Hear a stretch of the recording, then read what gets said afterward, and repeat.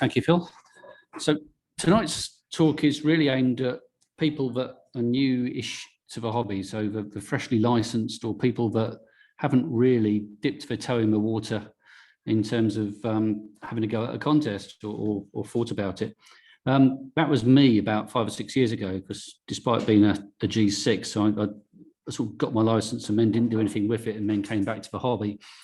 And if you're like me, you tune around the HF bands and all you can hear is CQ contest, and you think, what's this all about? And it sounds very hectic and very busy, and it put me off, and I was gradually coaxed into doing it by one of the MKARS members at the time, and now I thoroughly enjoy it. So this is assuming a lot of you have done contests, I know, but assuming you haven't, this is my take on contesting, and obviously there are different takes on it because we all do it for different reasons and get different things from it. So very, very basic, we'll start at the beginning. What is a contest? Obviously it's a competition. The idea is to score some points, usually in a limited amount of time. So you have a fixed time window, and the idea is to work as much as you can in that allotted time. And you get points for different things, usually things like distance or the number of unique grids or the number of countries or the number of postcodes. And the things you're trying to get vary from contest to contest.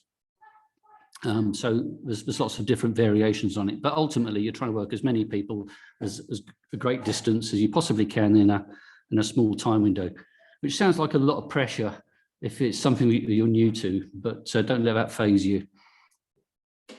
What is it testing? Well, it's testing how quick you are. So how many QSOs can you bang out in an hour or 2 hours or whatever it is? How good are your hearing and hearing skills at how, picking out very weak signals? If you can hear stuff in amongst the noise, you're going to work those distant stations that others aren't.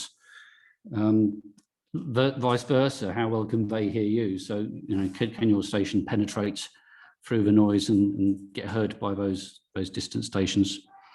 And it's not just about how good you are and how good your kit is. There's a lot down to different tactics as well. Even those of us that do contests on a regular basis mess it up sometimes. We're different styles of contesting depending on whether you're going to sit and call CQ or going to go searching for people. And even the hardened contesters get that wrong sometimes, and we find we miss scores, or we spend too long trying to work a particular station where we could have actually worked another 10 or 15 if we'd moved on and tried somewhere else. So tactics are a big thing, and that's just something you learn over time. And there are some tricks and tips available. So once you've mastered the basic skills, for some extra things you can do to give you a slight edge over the competition. But it's not just a competition. So if you're not a sort of highly competitive person, and I would say probably of those 15, 16 of us that do it, there's only 3 or 4 that are really competitive, and the rest do it for their own reasons, usually a bit of fun, or it's an opportunity to work some DX that you haven't had before, or to work something on a band you haven't used before. So it's not just about a competition, it's usually just a good opportunity to work something new. There are lots of different types of contests. There are personal contests and club contests. So some of those you can donate your points towards the club. And as Phil mentioned earlier, we did particularly well last year. There's a set of contests called the MKARS, which add up throughout the year. It's across 5 or 6 different bands, and the scores all tally up at the end of the year, and the club gains a position. And last year we came 3rd in the local clubs category out of, I can't remember how many, but probably 20 or 30 local clubs. And then there's personal contests where there is no allocation of your points to a club. You're just trying to do best as individuals. And we've got a number of members who've actually won individual contests in different modes and things. So you can do very well. The big divide is HF and VHF. The 2 styles of contests are very different, I find. Personally, I only do the VHF ones. The only HF contests I've done really are the field days.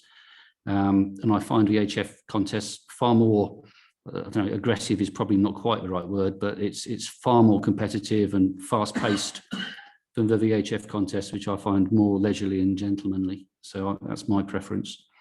And whatever your preference is for operating, there are, you know, SSB, there are FN contests. So if you've only got a Baofeng, you can go and stand on hill and actually get a pretty good score in one of the FN contests.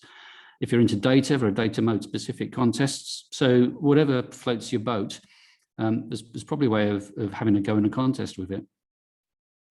And you don't find yourself necessarily competing with the big guns. So if you're a novice license, you can compete with other novices. If you're a QRP user, you enter a category. So there's usually categories that suit the kind of license or the kind of equipment that you have. So you don't find yourself competing a 2-watt Baofeng against a 400-watt fixed station with stacked Yagis. You know, you usually in different sections, and you usually get different scores depending on license types and things. They can be long or they can be short. So a contest typically lasts anything from a couple of hours to a couple of days, and they can be one-off. So they're scheduled to happen once a year, or they can be repetitive. So they happen every month and so on.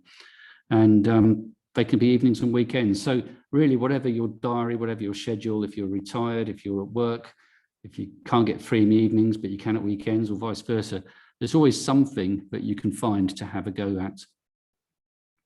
A good place to start is the RSGB. RSGB run a number of excellent contests, but there are others, things like the Practical Wireless series of contests. And you don't have to be an RSGB member to enter the contest. In fact, I've said on the slide here that being a paid up member of MKARS is enough, but actually you don't have to be an RSGB or MKARS member to enter the contest, but you do if you want to claim many points and submit a score.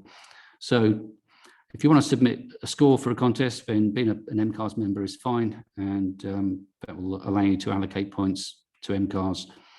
But you can dive into anything and have a go. So why do it? You probably get a different answer depending on who you talk to. I do it because I'm addicted and competitive.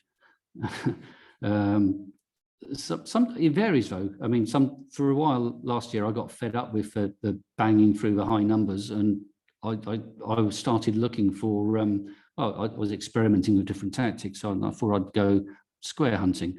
So if I'd already worked someone in a particular square, I didn't bother doing someone else in the same square. So my score suffered quite a bit because I was ignoring people because I was looking for different squares.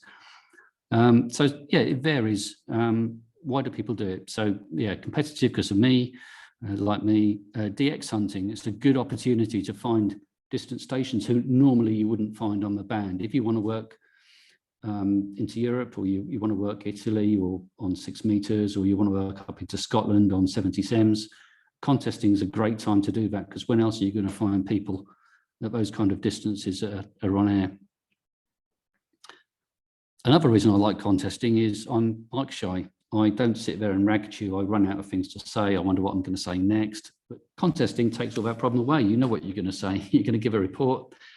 You're going to give them a number and tell them where you are, and then move on to the next one. So yeah, if you're not good at chatting, it's a great way of getting on air, and it's a good practice for operating. And then once you're more familiar, maybe then you could switch and have a longer chat.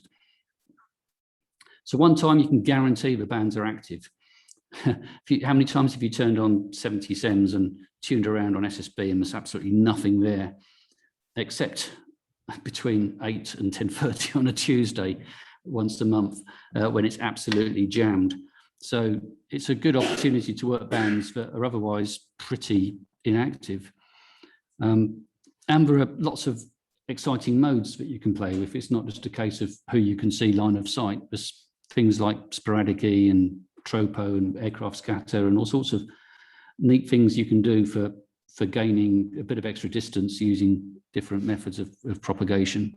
I'm not going to go into those, that's for another subject, but the contest is a great place to actually practice those, because you know there's lots of other people all trying to do the same thing. It's a way of testing and improving your station. This is something I particularly enjoy is to try and better my station month on month. What else can I do to make it better? Can I try some lower loss coax or a different style of antenna, or the antenna at a different height or something? So you can constantly strive to improve your station, regardless of whether it's for a contest or not. But it's a good way of measuring, because you've got a lot of contacts to try, and you can try and see if you're getting a better signal in a particular direction this month compared to last month, and so on. And we're a fairly social bunch. So as well as the usual MKARS meetups, the contesters, we meet up ideally, well, about once a month, usually the last Thursday of the month. And when we're not in lockdown, we'll generally go to the pub, we'll have a pint and have a chat and compare notes and take the mickey out of each other and celebrate if we've had a good year, which we certainly have this year. And the plan is that we're going to go for a curry at the end of February. So if you're into a bit of a social life, you fancy a drink or a curry, come and join us. But for me, it's about addiction. I'm addicted and I really can't kick the habit. So I'm stuck with going out and getting cold and wet every Tuesday and Thursday. These are the guys in MKARS who took part in the UKACs in 2021. I was surprised actually how many we've got. If I think back just a few years, it wasn't very long ago that MKARS was accused of being an anti-contesting club. And look at us now, you know, it's a pretty impressive list. And again, if you look at the people on that list, there's some that have only done one contest in the year, some have done half a dozen, some have nearly done every one. And all for different reasons. And yeah, it's great. I mean, Tommy's our most recent addition. He started, I think you did one in December, didn't you? Was it two? Yeah, so we've got new people coming on all the time, and some of these newcomers are now scoring particularly good scores and improving their station month on month. So we'd be very happy to see that list grow in the future. And it's growing that list that has got us to number 3 in the UKACs. So where do you start? Well, I guess where you start depends on what you have in terms of equipment. You know, if you're active on HF and you don't have a VHF station, that kind of predicts where you're going to go, doesn't it? But really, look at the type of equipment, what kind of contest or mode is it suitable for?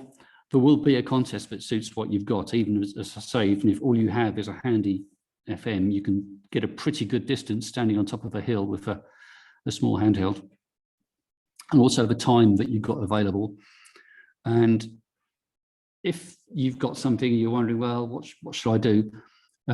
Drop me or one of the other contesters a mail, and we'll find out who in the club is in a similar position. So, for example, we've got some members who are very, very into the data mode contesting. So if you want to have a go at data mode contesting, we'll hook you up with one of them, and they'll guide you through how to get started in that.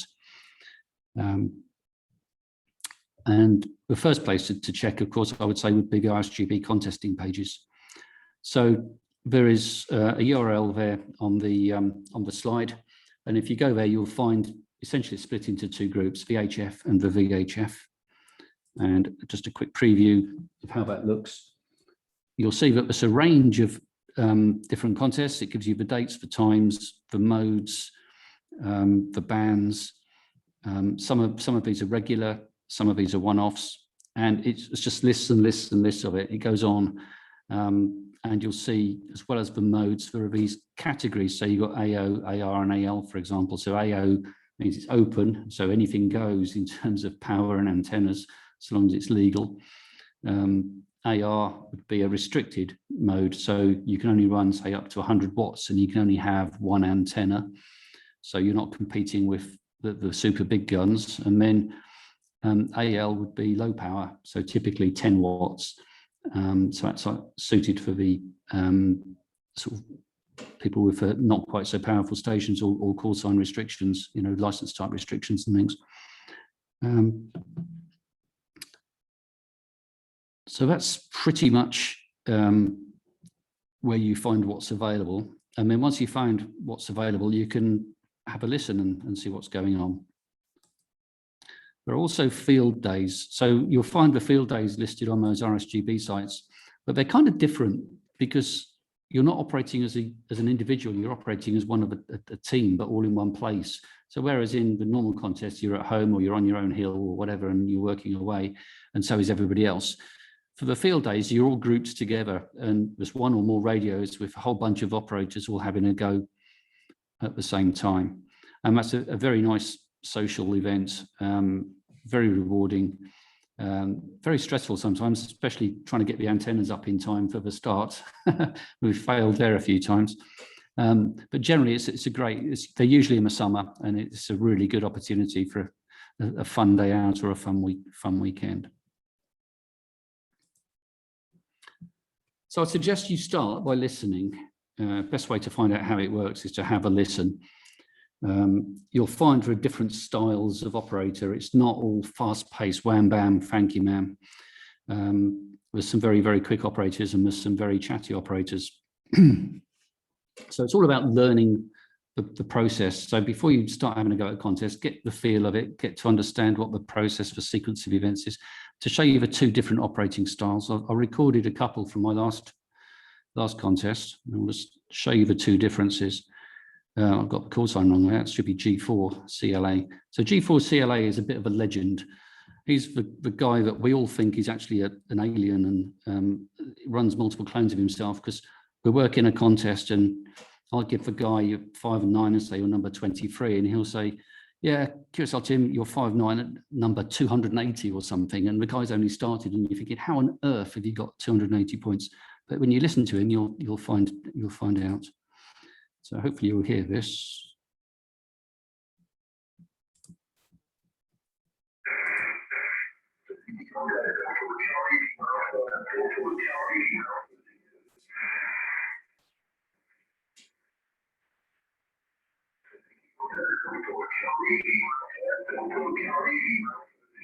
Delta 6, Delta Echo India.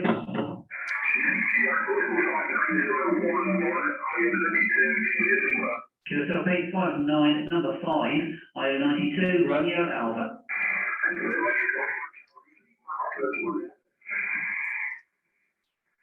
So that's an example of CLA who's very quick, doesn't hang around, doesn't say thank you, doesn't say goodbye.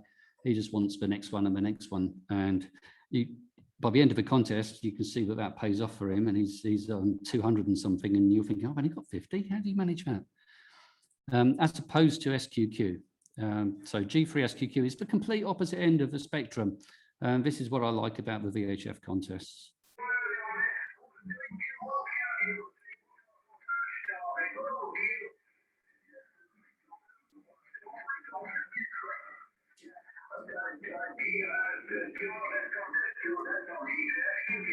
Delta 6, Golf Echo India.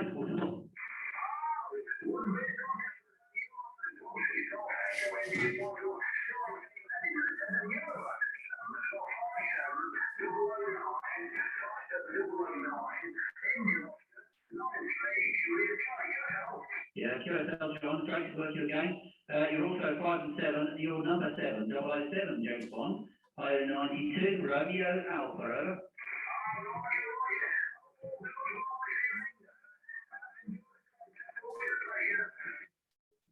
So there you go, two completely different styles of operator, both very seasoned, both very well known in the contesting world and regular contacts.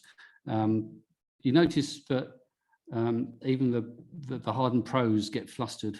You get tongue twisted and wondering what you're going to say next. And so it's perfectly normal, and you can expect to do it as a new starter, but you'll still be doing it even when you've been at this for a few years, if you get that far. But the basic process is you give a report, 5 and 9, your number 22, and you give a location like IO92 RA.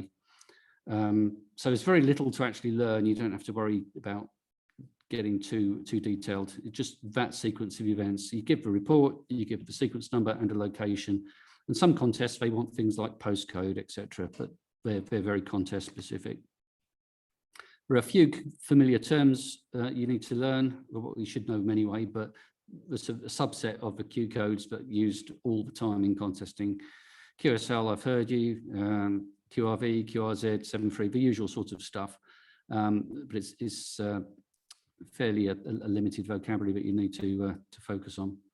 What you do need to listen to is what people do if they can't copy adequately. So they'll say, again, please, or a serial number, again, please. So you need to know what to do. If you've worked someone and you didn't quite get it, how do you deal with that? And so listen to how people cope with that.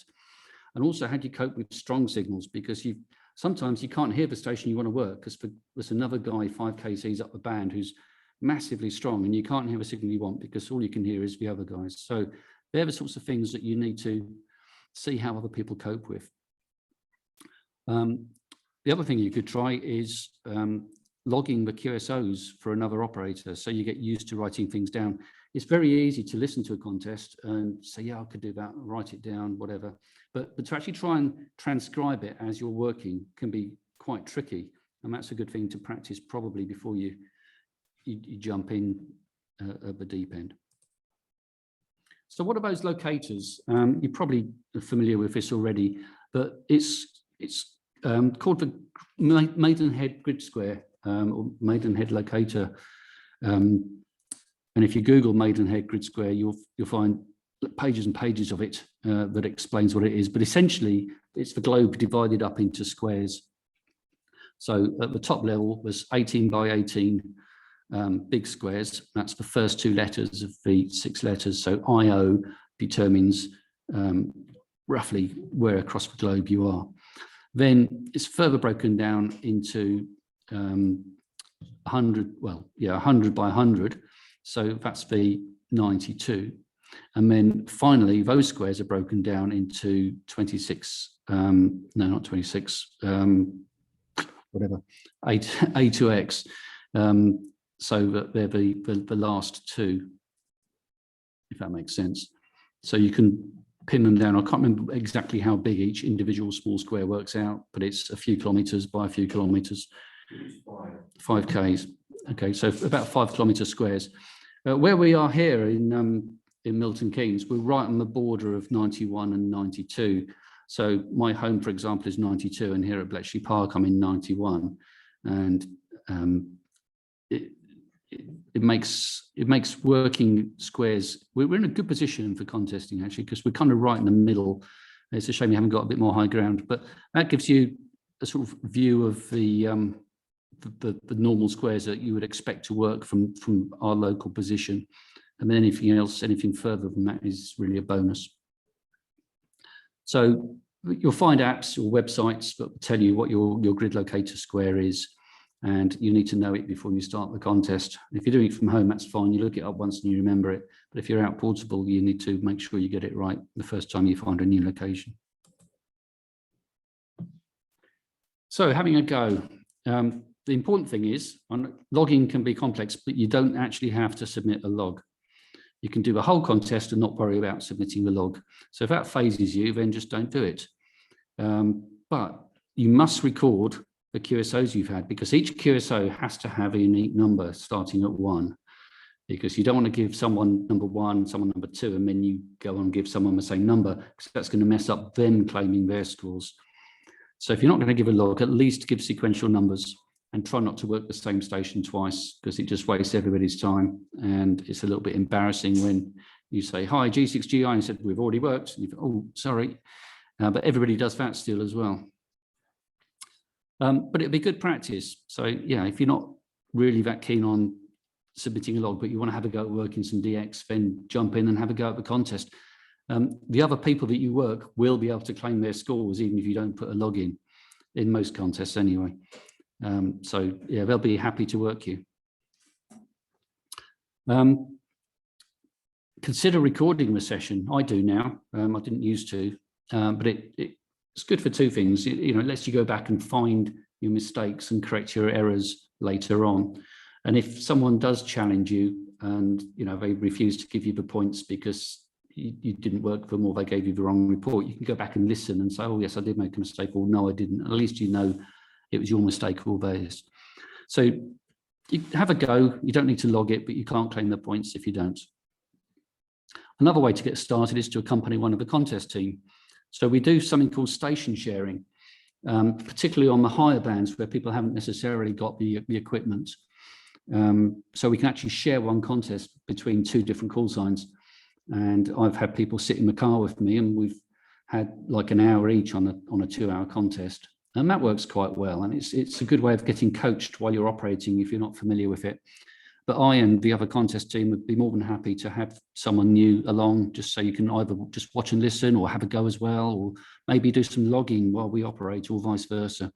So yeah, if you fancy that, get in touch with me or one of the other members, and we'll sort something out.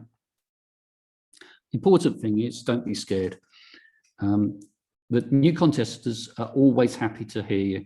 Even CLA, who's in the wham bam thank you man mode, if you're stuttering and making mistakes, he'll still be very, very happy to hear you, because it's all extra points that he wouldn't have normally got. And we're a friendly bunch, and everybody just wants to encourage new people along. So don't be afraid of making a fool of yourself or slowing people down. They'll all be very supportive.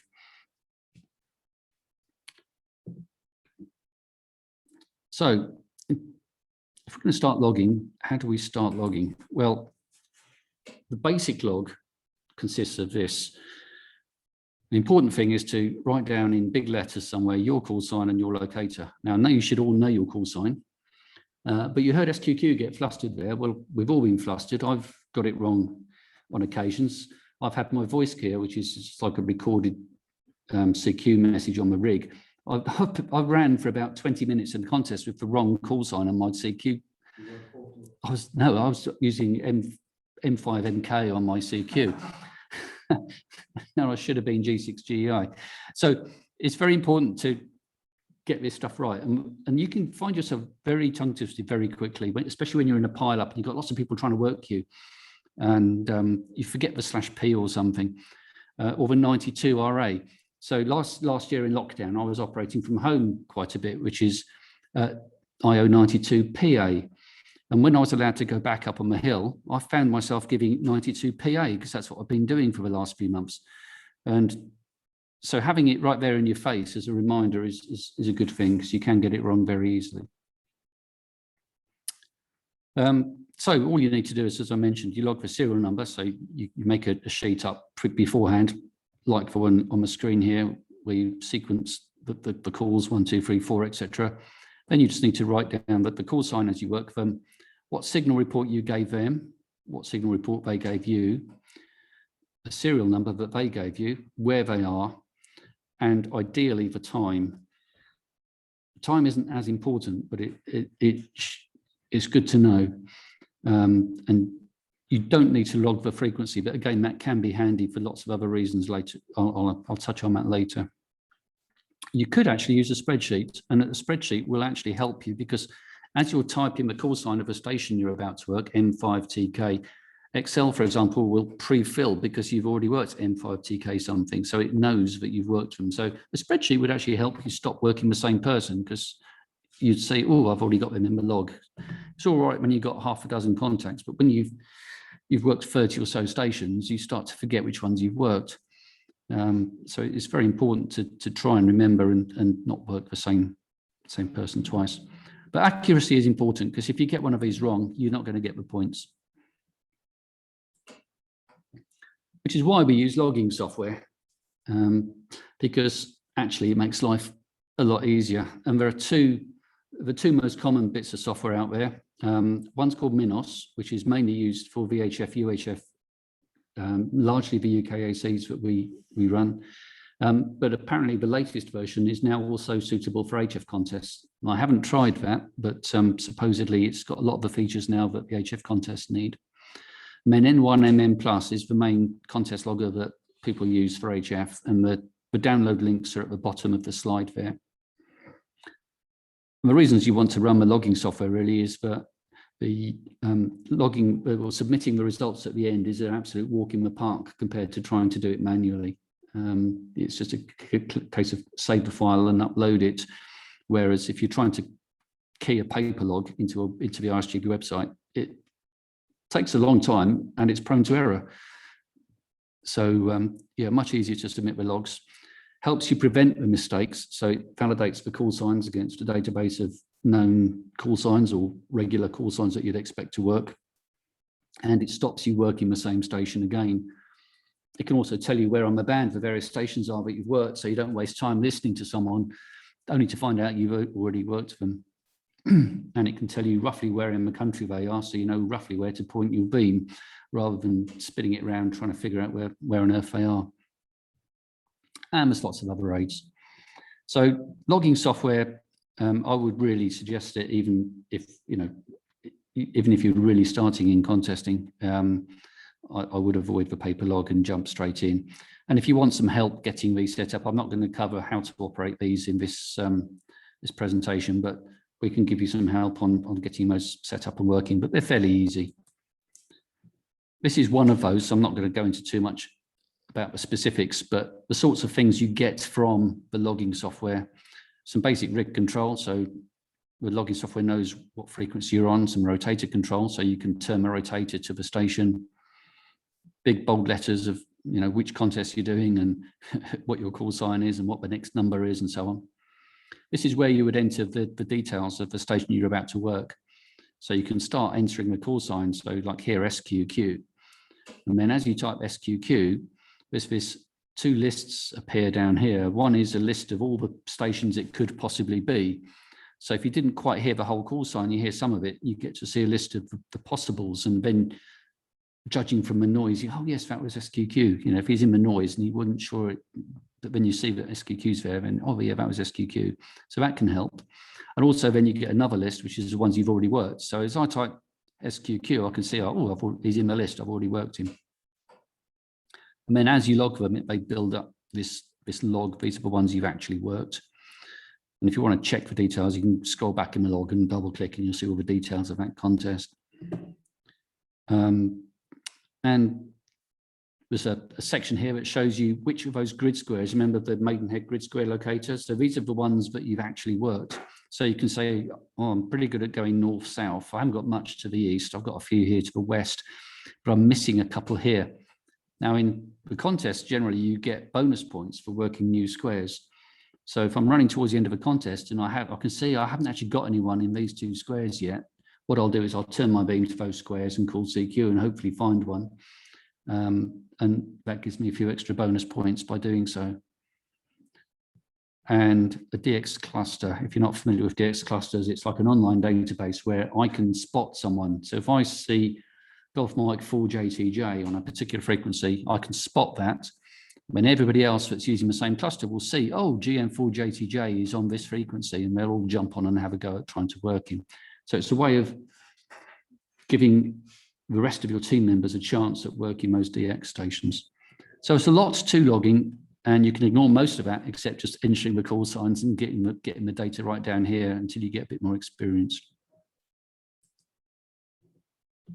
I talked earlier about tactics. So the two main tactics are search and pounce or park and bark, and they're pretty self-explanatory. Search and pounce means you're searching for unworked stations, you're tuning up and down the band, or you're using the waterfall on your radio to find those signals that you haven't yet worked.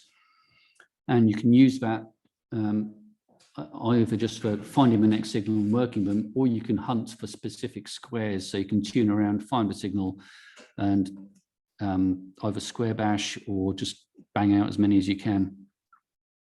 The danger of search and pounce is you find a station you really, really, really want to work, and you spend too long trying to do it, and we're all guilty of that.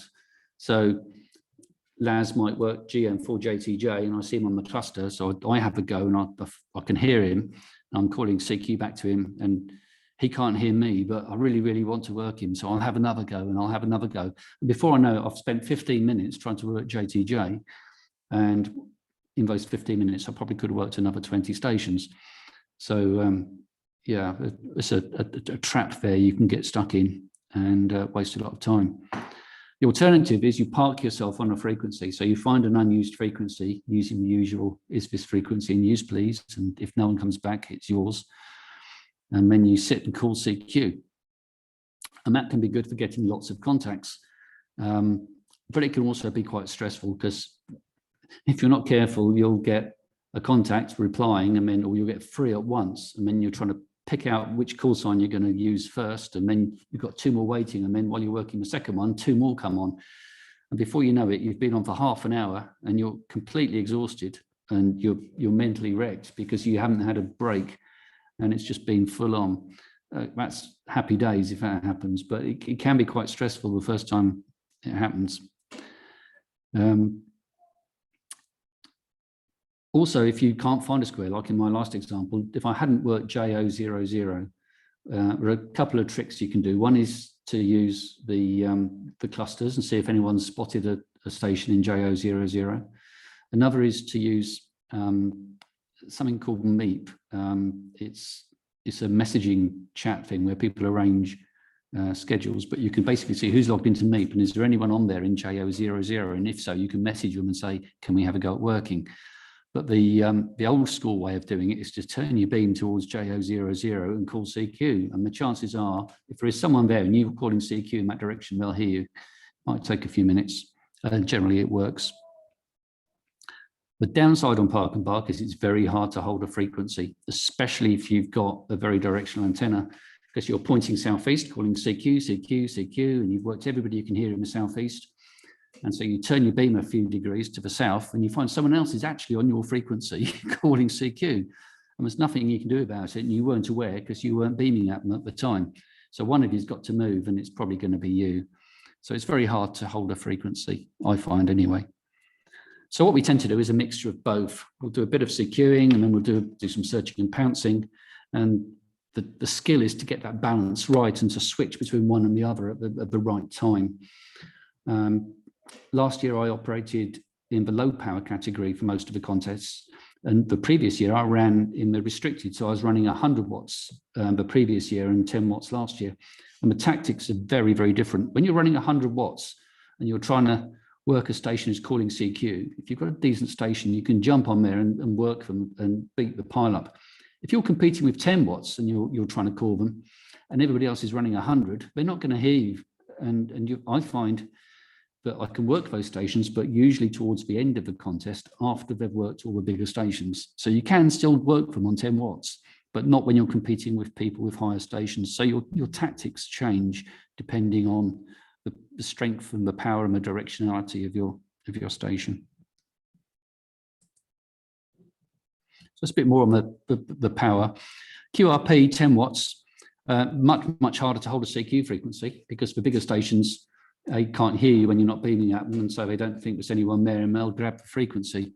So much harder to hold a CQ frequency, much harder to compete in a pile-up, but you can still work that DX. So most of those stations that Phil is working on 100 watts, I can work on 10, but he'll get straight in there and get heard, and I've got to hang around and try for 15 minutes or 20 minutes or come back an hour later.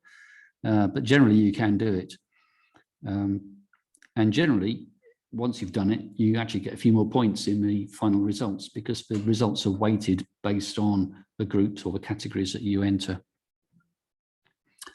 And your choice of antenna is quite important and affects your tactics quite a lot. The longer, basically, rule of thumb, the longer the antenna, the narrower or more pointy the directionality is, but you'll get more gain.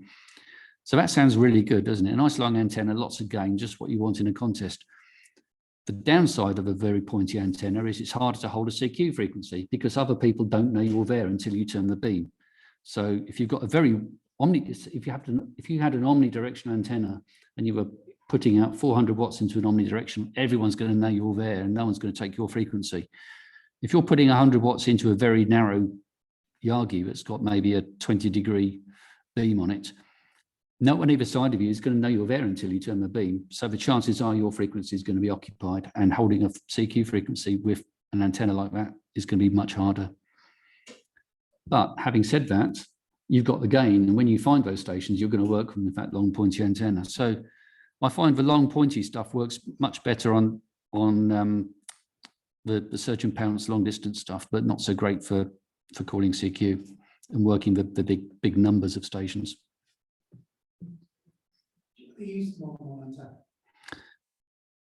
People do, but you have to be in the open category because there's a restriction on one antenna in the restricted and lower. You're simply less gain and then switch. Yeah, people do that. Yeah.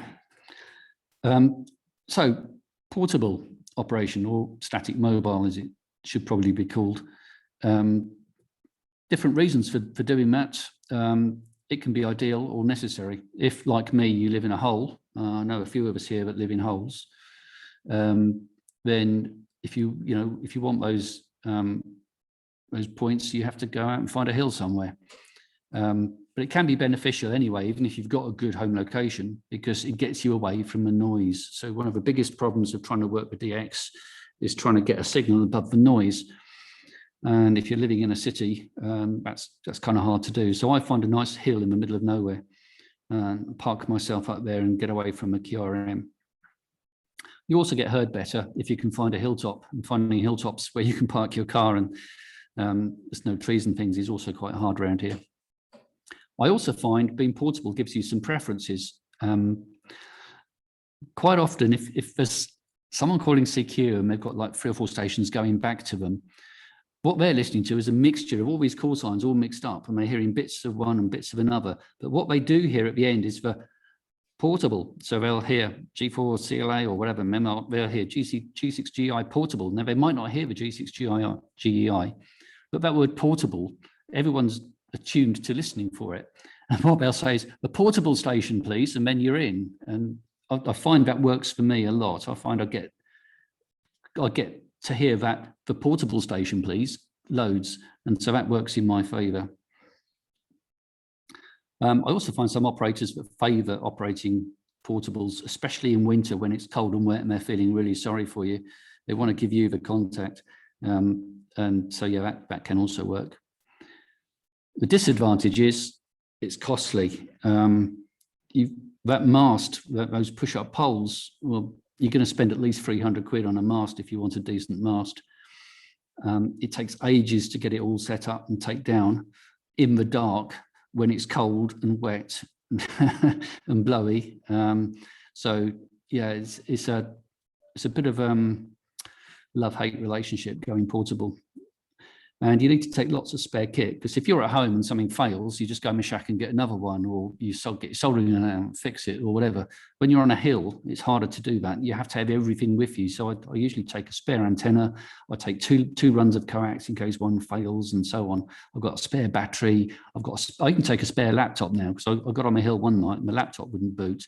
So now I take 2 laptops, because it takes me probably close to an hour to pack up and get home. So by the time I've done that and got back out again, the contest is over. So I have to take everything with me as a backup. But it does pay dividends, and I couldn't get the points I do working from home. So submitting the log, this is the fun bit at the end of the contest. If you're using some logging software, you hit the file, produce export file menu option, and it generates this summary of the contest as a header, and it generates an EDI file. And once you've got the EDI file, you go to this URL here, and it takes you to the submit log page on the website, and you select which contest it is you're submitting the log for. Once you've selected the contest, you tell it which category you're operating in and which club you're going to give your points to. That's the most important thing you must remember. If the only thing you remember from tonight is this, it's Milton Keynes ARS you give the points to. You must give the points, or you must submit your log within 7 days of the contest, at least for the UKACs. Other contests have got different time windows, but yeah. So make a note when you're entering a contest, make a note of how long it is you've got to submit your log. And you perhaps don't want to submit your log straight away, because you might want to go back and check that you've not made any mistakes, or you might want to see who else has already submitted their log, just to make sure that you actually got the right call signs and that they were /P or they weren't, perhaps. That's a little bit of cheating, but it allows you to correct mistakes before you put the log in. And the other thing to remember is you can actually submit your log more than once. So if you submit your log straight away, and then actually you're talking to your mates the next day, and PNM was portable, he wasn't at home, and you've logged him as being at home, and you can go back, edit your log, make it portable, and then resubmit the log, which again is a little bit cheaty, but everyone does it. Once you've done that, you have to tick the boxes to say you've read the terms and agreements, and that you're more than 13 years old and stuff, and you haven't used more power than you were supposed to. And then you click the submit button, and it gives you a summary. So it'll tell you your log is being processed. It gives you a summary of your points, And the important thing is click here to submit your claim scores. So the fact that you've submitted your log isn't actually making a claim for the points. It's just saying, here's my log. So everybody else can use that to validate their QSOs and they can get their points. If you want your points and you want to make sure the club does, you must click this extra button here to say, give me the points. There's also another hyperlink here, which I'll show you next, which gives you a nice map of all the stations that you've worked in the contest. So that's how it looks. So once you've submitted the log, it'll generate this nice map for you. And what I do is I screen grab that and save it as a file. So I've got a history of all the contests I've worked. And if I want to see how I did against this time last year, I can just go back and compare, did I manage to get that square last year? Or if you think it's the first time you've worked a particular square or whatever, it's just a nostalgia thing I quite enjoy. I love to see a map with lots of pins in it at great distances. It also gives you a summary of how you scored compared to everybody else that's submitted a log already. So in this example, whatever that is, 6th, I think, in that particular one, which was last week's 2.3 gig contest. So it gives you an instant feedback of how you fared compared to everybody else. What if you don't have logging software? Well, you have to do it by hand, and it's a different URL you can go to. And basically all that stuff that you would have keyed into the logging software, you have to key into the website now manually. But remember, now you're transposing from a piece of paper or something onto a website. So as well as the chance of making mistakes while you were writing it on the paper, you've got the added chance now of making mistakes while you're transcribing it onto the RSGB website. So yeah, I'd advise running some logging software if you can. Once your log's been submitted, this nice thing called the RSGB log robot sends you an email to confirm that it's got your log. And it will send you back an EDI file, which is usually the same one that you sent them, unless there's something particularly odd with it. They do advise you that you check that. I never have. Yeah, I don't really know under what situation it would be different to the one you sent them. But anyway, you get this email advising that they've got your log. And then you have to wait while the window for submitting logs closes, so usually a week, and then you have to wait some more time for someone to adjudicate all those submitted logs and score them and validate them. So I worked Fred, did Fred work me? Did we give the right serial numbers to each other? Did we give the right call signs and so on? So it checks against all the logs submitted that everybody's agreeing with what everybody else said they did. And once all that's done, you'll get another email, this time not from a robot, but from the contest committee, telling you that the results are out and a couple of hyperlinks on there. So you can click the hyperlink and it will show you the results of that contest. And you'll get to see on the results page 2 areas, one for the club. So you can see here that at this point in time, for this particular contest, Milton Keynes are the second ranked local club. So we're doing very well this year so far. And you can see your own individual score in the category that you're entered. So on that particular one, I was 13th, which I'm quite happy with. The scores here are not the scores you originally claimed when you submitted the log, but they're normalized. And there's this dirty great big algorithm that they use, but you're probably best off talking to Andy or Brendan if you want to get into the details of the maths. Those are the 2 guys to go and talk about. Just say it's complicated and it's weighted and a little bit strange. The other thing you'll get in the email is something called a list of your UBNs. Does anyone know what a UBN stands for here? I know it's an adjudication report, but I don't actually know what the initials UBN stand for, and I did try looking. But basically, it's an adjudication report. And there's an example of mine, and it gives you basically the errors that the checking process found in the logs, and you get your errors in your log mean you're not going to get those points. So if someone gave me a 5 and 8 and I logged it as a 5 and 7 because I heard it incorrectly, that would be my error and I would not get the points for that QSO. And then there are the other errors where the person you worked didn't hear you properly or they logged it incorrectly. At least that is how it's meant to be. So in this example, I had no errors, but these two people had errors. One of them had a broken locator, so they got my locator wrong. And this one wasn't in the log. So either I didn't log them, or I never heard them, or they heard someone else. There's lots of possible reasons for that. So my call sign's G6GEI. There's an operator out there, G6GDI. And sometimes I've spent ages trying to work him, trying to explain to him, I'm not giving him his call sign back, I'm a different call sign. And he's finally got his head around that now. But, you know, it's very easy to get mistaken. So it's quite possible this person worked G6GDI, heard GEI, the database lookup list validated it and said, yeah, that's a valid call sign, click, saved it and didn't check it. So who knows, but unless you actually email the guy and find out, you'll never know. Apparently, it's uniques busted and not in log. Okay, thank you. Uniques busted and not in log apparently is what the UBN stands for. So reverse UBNs usually mean the other station made the mistake. So UBNs are bad, they cost you points and you don't want to make them. But sometimes those reverse UBNs can be our errors.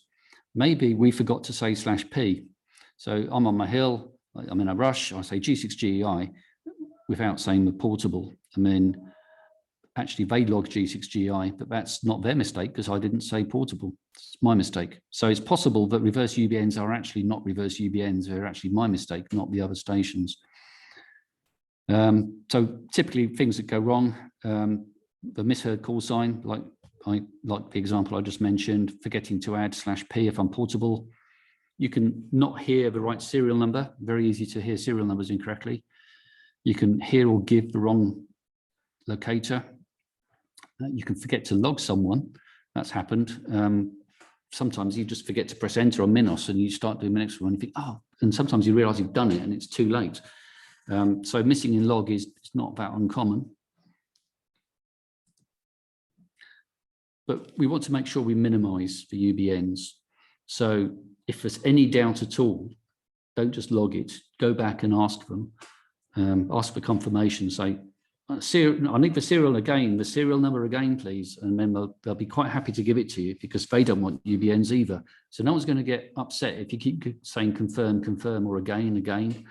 Everyone's quite happy because they all want to make sure they've got the right results in the log. Record session. So now I have my rig automatically record the QSOs, which is how I managed to get the SQQ and the CLA recording. So when I get my UBNs now, I can go back and listen and say, was that really my mistake or not? And I'll learn from that. I could maybe apologize to the guy if it was my mistake and they got a UBN for it. Or maybe I could actually contest the UBN. I haven't actually ever done that or tried it, but in theory, if you could prove that actually you did work for them and look, there's the recording of it, I don't know, maybe they'd give you the points. Don't rely on the data from the archive lists. People move house, they change locators, they operate from a different hill. So although those little aids, as you key in the call sign, tell you, oh yeah, I know who that is, they're on this locator and whatever. And it's very tempting to double click and just copy it into your log and hit submit, but they can be wrong. And I still get it wrong and we all do. So don't rely on the data in the archive list because it's not always consistent or correct. And the important thing is don't beat yourself up too much because we all do it. You remember that fun competition we did last year? It wasn't a contest. It was when we were trying to work as many MKARS operators as we could. Yeah, the Easter event, whatever it was. The people that actually scored the worst were the contesters. The people that made the most mistakes were the contest team, believe it or not. It's rather embarrassing. So that's the very basics of it. That's all you need to know to get started.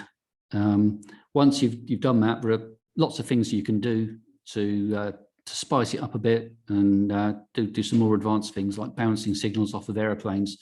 I did a talk last year about how to do aircraft scatter, and that can be a good way of scoring some surprising distances in contests, even if you're in stuck at home in a hole, you can still bounce a signal off an aeroplane and work Scotland. It's quite surprising.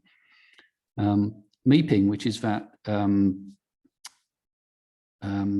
web-based messaging, it's basically a service by ON4KST that allows you to message other people in the contest and say, can we try? I'm on whatever frequency. And it's, to my mind, it's almost cheating, because there are things in the rules that say you're not allowed to self-spot. But surely if you send someone a meep saying, can we try? I'm on decimal 280.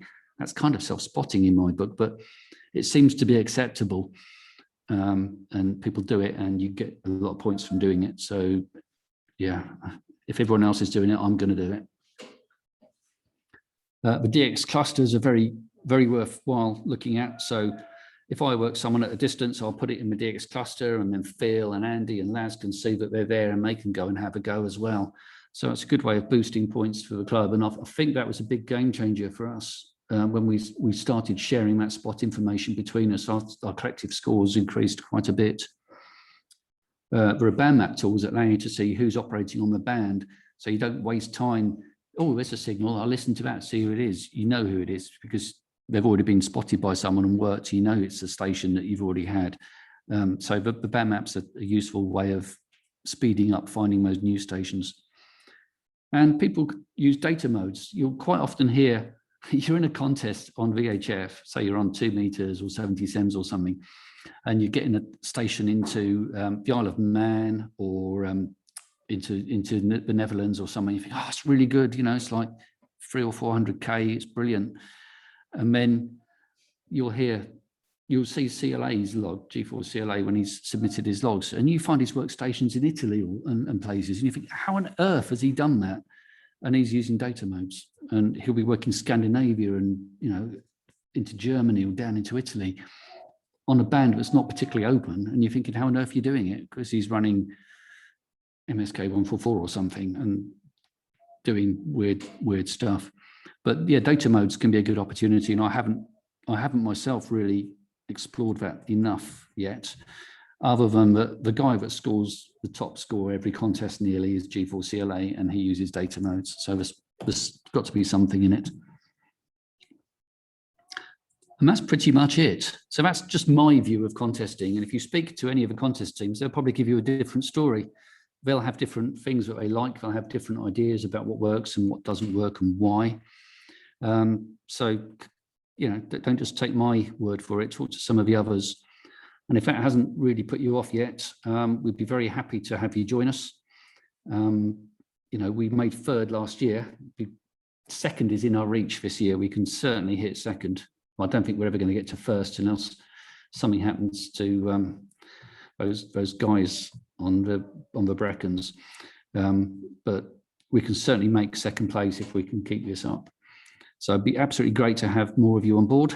And that's just some little image of some of our ambitions that we would like to try and get to one day. Yeah, that's me and Stefano and maybe Andy when he gets portable.